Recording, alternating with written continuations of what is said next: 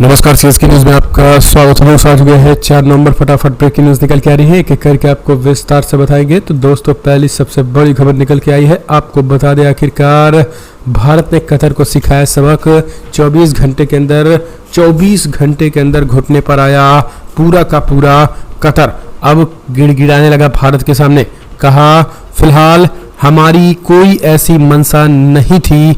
दूसरी खबर में आपको बताएंगे दोस्तों, जहां भारत के एयर डिफेंस सिस्टम के आगे पानी भरेगा इजरायली आयरन डोम।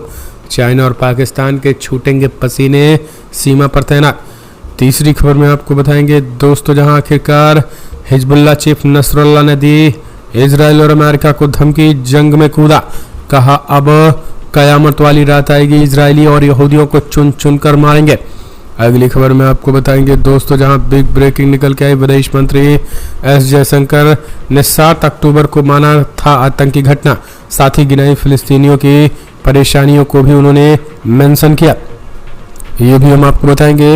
इस बीच मणिपुर में एक्शन की तैयारी, एयरलिफ्ट कर भेजे गए असम राइफल्स के 200 जवान। ये भी हम आपको बता देंगे। और सबसे बड़ी बात तो दोस्तों ये रही कि एलन मस्क के बेटे ने रखा अपने बेटे के नाम शेखर। बताएंगे भारतीय नाम रखने के पीछे की आखिर क्या है वजह है, एक एक करके बताएंगे। जहां इजरायल और हमास युद्ध के बीच इजरायल ने तबाह किए हमास के मुखिया को। हमास का जो चीफ है वो भाग कर ले अब आ गया है तेहरान।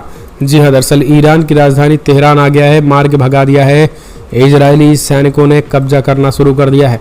अगली खबर में बताएंगे, अमेरिकी सैन्य अड्डे जो है वो फिलहाल अब बनेगा इजराइल में। जी हाँ, इजराइल में अमेरिकी सैन्य अड्डे बनाने का ऐलान कर दिया गया है। ये भी हम आपको बताएंगे। तो सब कुछ खबरें एक एक करके आपको विस्तार से जान लेना जरूरी है, लेकिन उससे पहले एक छोटा सा निवेदन, अगर आपने चैनल को सब्सक्राइब नहीं किया तो पल पल के अपडेट के लिए चैनल को सब्सक्राइब करना ना भूले दोस्तों। दरअसल पहली बड़ी खबर निकल के आई। हिजबुल्लाह के चीफ नसरुल्लाह ने कर दिया है बड़ा ऐलान। बताया, हमास के लड़ाकों और फिलिस्तीनियों की तारीफ की। कहा, इजराइल है कायर, अमेरिका के पीछे छिप रहा है, दम है तो अकेले आए, मकड़ी के जालों की तरह है कमजोर। इजराइल के खिलाफ युद्ध का किया आगाज। इजराइल और फलस्तीन के बीच घमासान के बीच कल आपको बता दें, हिजबुल्लाह के चीफ नसरुल्लाह ने हमास के समर्थन में बड़ा ऐलान करते हुए इजराइल को खुली चुनौती दे दी है। उन्होंने कहा है कि फिलिस्तीन में बड़ा युद्ध हुआ है, जो जिंदा है और उन्हें मारा जा रहा है। इजराइल की सरकार जालिम है और एक बार फिर से इजराइल की सरकार ने इस बात को दिखा दिया कि वो कितने बर्बर हैं। हसन नसरुल्लाह ने लेबनान के बेरूत में बड़ी रैली करते हुए कहा कि 7 अक्टूबर के बाद जो कुछ हुआ, 7 अक्टूबर को जो कुछ हुआ वो अपनी आज़ादी की एक लड़ाई है, और आज इजराइल जो कर रहा है वो कत्लेआम मचा रहा है। इजराइल अब एक बात याद रखे कि ज़्यादा दिन तक वो अमेरिका के पीछे नहीं छिप सकता है। अमेरिका के कठपुतली की तरह है और अमेरिका भी उसे ज़्यादा दिन तक बचा नहीं सकता है। इस युद्ध में हम हमास के साथ खड़े हैं और अंत तक खड़े रहेंगे। हमास के लड़ाकों के साथ उन्होंने तारीफ करते हुए कहा है कि गाजा में जो कुछ सिचुएशन खराब है उसके पीछे अमेरिका इजराइल दोनों का हाथ है। और एक बात एक क्लियर समझ ले, इजराइल के इस युद्ध में हम भी लड़ेंगे।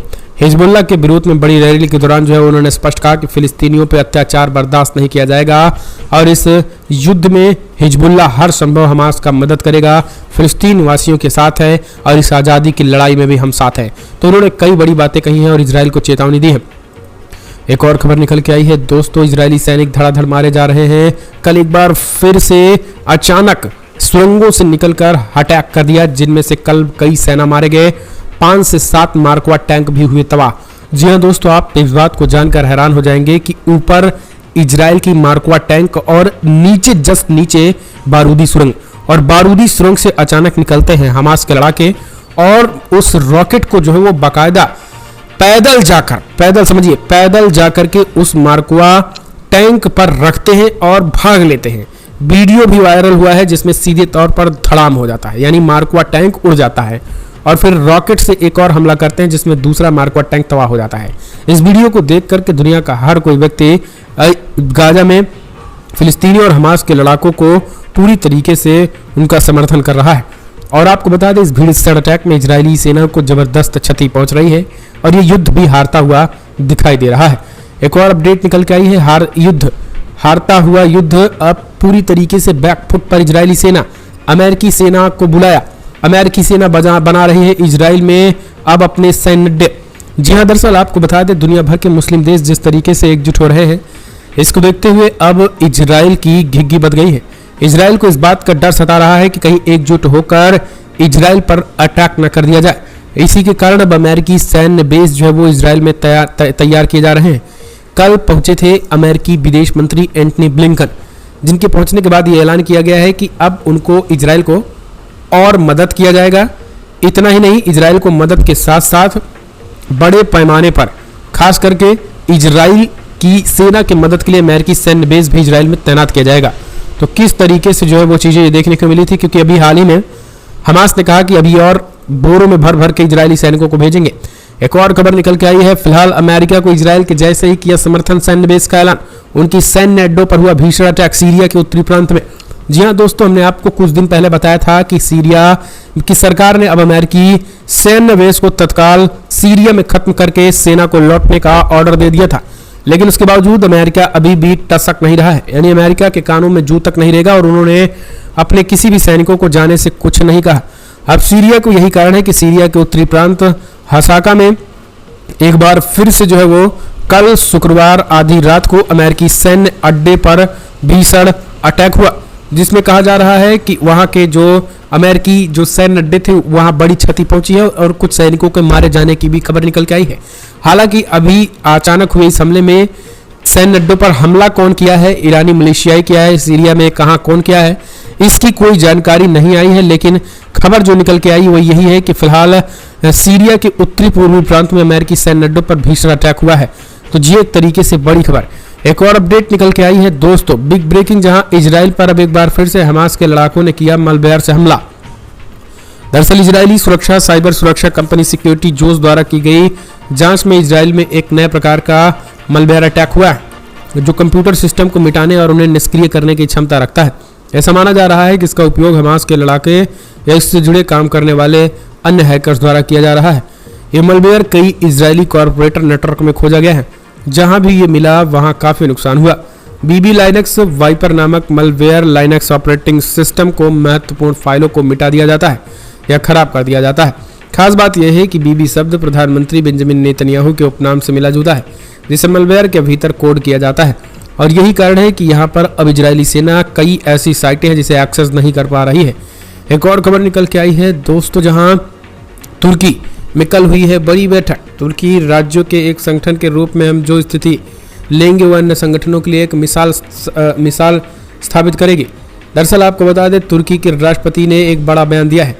तुर्की में कल बड़े कई देशों की बैठक हुई और जुमे की नमाज के बाद हुई इस बैठक में तुर्की के राष्ट्रपति ने सीधे तौर पर इजराइल के खिलाफ फिलिस्तीन के समर्थन का ऐलान कर दिया।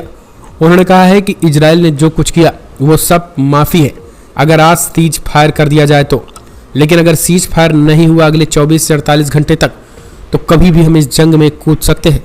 तुर्की ने कहा है कि फिलहाल एक ऐसी मिसाल हम स्थापित करेंगे इस युद्ध में कूद करके जो पहले कभी नहीं हुआ। उन्होंने कई देशों के नाम गिना और कहा है कि हमने उन देशों को भी नस्त नाबूद कर दिया है।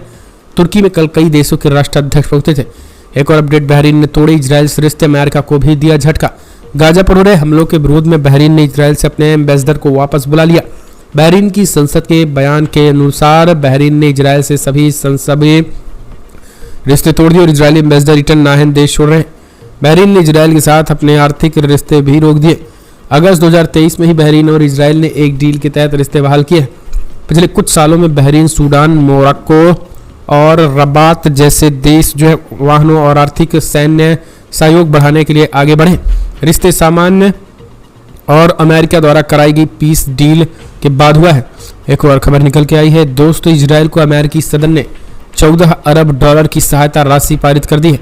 तो दोस्तों, अमेरिका लगातार इजराइल की मदद को आगे आ रहा है और यही कारण है कि इसी दम पर इजराइल हमास के खात्मे का सपना देख रहा है, लेकिन मुस्लिम देश भी एकजुट हो रहे हैं।